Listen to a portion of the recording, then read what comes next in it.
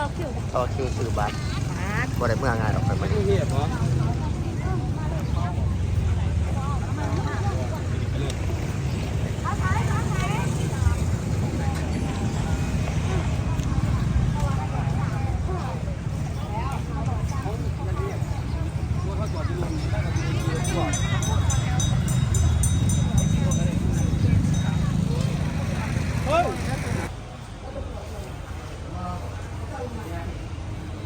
บางคนก็มาเพื่อเขาคิว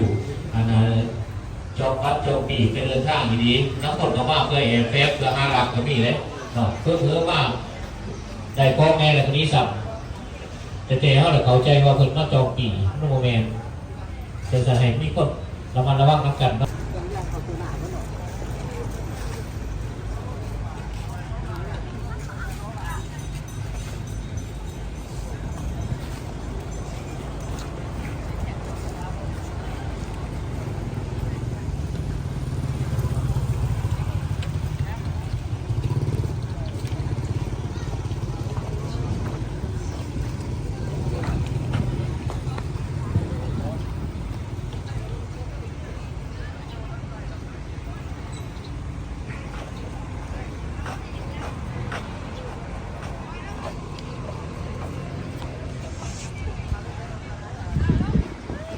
เขาเกิดหัวห้องผมไปเลยใส่บริการครับที่นักแสงใส่ปาซี่พัฒนาครับซึ่งก็มีรถผมห้องรักซิงเป็นระบบ